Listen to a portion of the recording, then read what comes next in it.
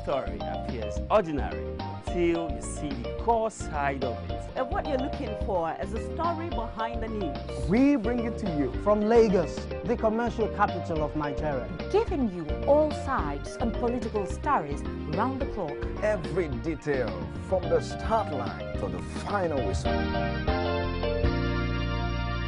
CoreTV News, expanding your view.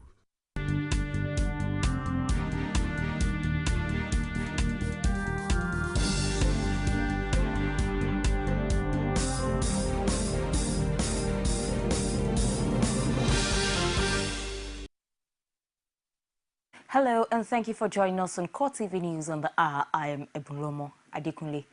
The governor of Borno State, Kashim Shettima, has revealed that about 900 schools have so far been destroyed by members of Boko Haram within the last 3 years. The governor, who stated this during the inaugural meeting of the steering committee of the Safe School Initiative, added that a total of 176 teachers have so far been killed by insurgents. The meeting, held at the headquarters of the Ministry of Finance, Abuja, was attended by the Minister of Finance, Ngozi Okonjo-Iweala, the Governor of Yobe State, Ibrahim Gaidam, and a representative of the Governor of Adamawa State. Also present at the meeting is the publisher of this day newspaper, Unduka Obaigbena, and business mogul Aliko Dangote, Director General, National Emergency Management Agency, Sani Sidi, representative of the National Security Advisor, and representatives of the National Council of Women's Societies, Edna Azura. The meeting was part of measures aimed at ensuring a smooth implementation of the Safe School project. The highlights of the meeting revealed that all members restated their commitment to take all necessary actions to restore safety to schools. The committee was briefed by representatives of the emergency states led by Shettima on the current state of education following the insurgency. The federal government says the $1 billion loan it is seeking for the war against terror is necessary. This, according to coordinator of the National Information Center, Mike Omeri, is because the country needs to reinforce its weapon stock. He, however, declined to state how much has so far been spent in fighting insurgency. Once a country is engaged in any kind of activity of this nature, you sure will lose and deplete your resources. So I don't think it is because the resources are depleted. As per the amount so far spent, I'm not in a position to say so in prosecuting the war. We are still prosecuting the war, so it is preposterous to begin to calculate cost. And even if there is cost, don't forget our citizens have been abducted. And so whatever is that we need to do, that we must do to get our citizens back, we will do it. The country will do it. Meanwhile, Nigerian authorities plan to try the co-mastermind of the Yaya bombing, Aminu Oguchi, under local laws. Coordinator of the National Information Center, Mike Omeri, disclosed this in Abuja. He was responding to questions on the possibility of international laws being applied for Oguchi's trial. Omeri added that his co-conspirator is still a wanted man. The laws of Nigeria are sufficient enough to try him for the offense for which he's been suspected and for which he would eventually be subjected to. Where the need arises for, other legal processes that are stronger than Nigeria's, then it will be applied. But for now, the laws of Nigeria are clear. And so don't forget that there are offenses that local laws supersede international laws. And such as this case, the local laws will apply. And I understand from the security sources is that Abubakar Siga, alias Doctor, one of the co-conspirators and mastermind of the Nyanya blast, is still a wanted person. And therefore be assured that security forces are watching and on his trail. The protests against the move by the Nasarawa State House of Assembly to impeach the state governor Tanko Al-Makrura continued on Thursday as protesters stormed Lafia, the state capital. 2 people died in the protests and 1 person injured when over 5,000 people marched from the government house along Shendam Road, Lafia, through major streets. The state police public relations officer Ismaila Numan denied knowledge that 2 people were killed, but says security operatives had been deployed in the area to restore peace. He, however, admitted that the house was burnt in the early hours of Thursday, but could not confirm who was responsible. Witnesses say a military Hilux van carrying the 2 dead bodies heading for Dr. Agu Hospital was sighted ostensibly to deposit them at the mortuary.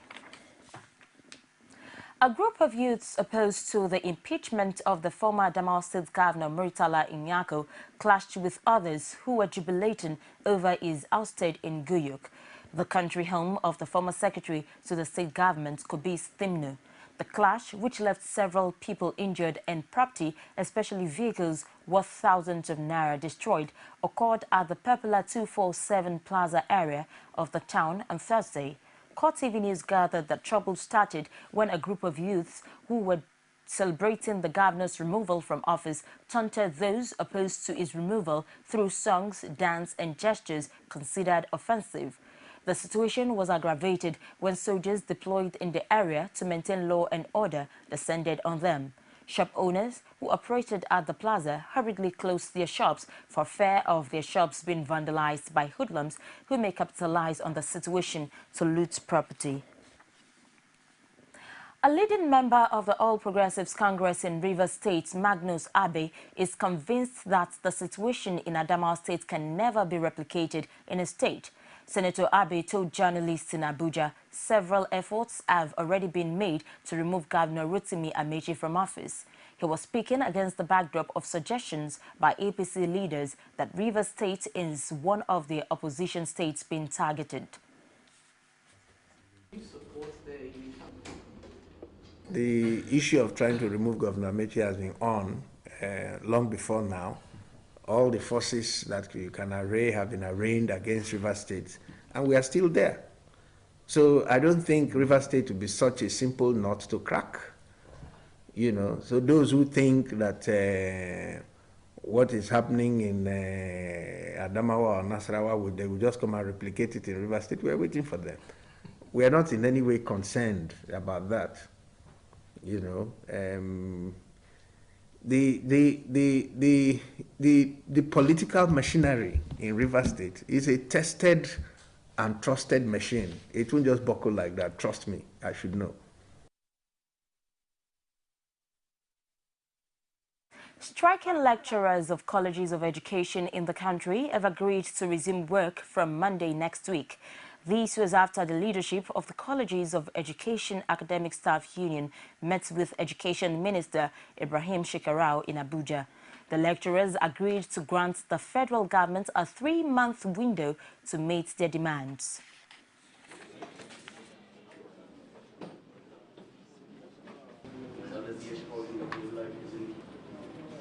This ministry will have no business remaining if teaching and learning is not taking place out there in the field. The business of managing education must translate into teaching and learning. And if lessons are not taking place, even if it is at the remotest 1 classroom primary school anywhere in Nigeria, it is my cup of tea, it is my concern, and the concern of the Federal Ministry of Education and the concern of the federal government. And more importantly, when you're talking of teacher education, the colleges of education produce our teachers. And as you all know, the common statement in the education industry, no nation can grow higher than the quality of its educational system. We had promised that if that is done and the letter for migration was released to the colleges, even without the cash for now, while we put ourselves together to verify claims and all that, we will suspend the strike.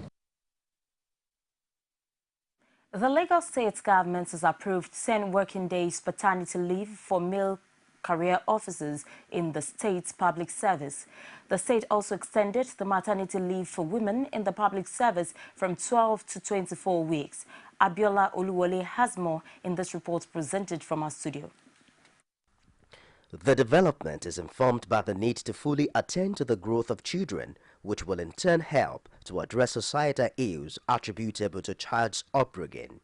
According to the head of service of the Lagos Public Service, Oluseyi Williams, the new policy will extend the maternity leave for women in the state employ to 24 weeks in case of forced two deliveries,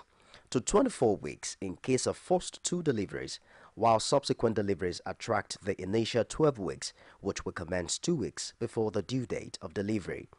She added that male officers in the state employ are entitled to a 10-day working paternity leave for first two deliveries of their children.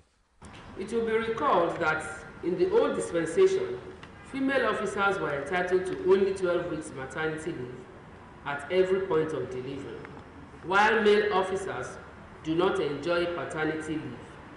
The 12 weeks for the women was to be taken 6 weeks before and 6 weeks after delivery. This new leave gesture by government is further informed by the fact that nursing mothers leave their children in the hands of carers at such tender age of 6 weeks, and one can only imagine the level of concentration to expect from such an employee at her desk. However, at 6 months, that is 24 weeks, a baby is considered strong enough to be left in a decent creche for proper care, having gone through close affection and nurturing by the mother for those very important and delicate first few months of his or her life.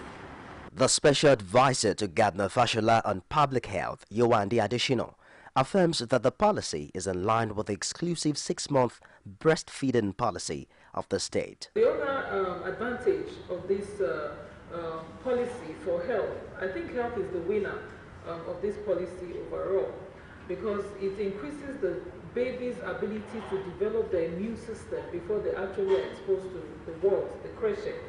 They reduce lung diseases are reduced, allergic reactions are reduced. They now have the opportunity to eat what their body was formulated to digest, the breast milk, the human breast milk instead of the cow milk. The new policy, according to the state government, will not affect the output of the workforce. And that's the news for this hour. Do join us again top of the hour for more. Thank you for watching. I am Ebolomo Adekunle.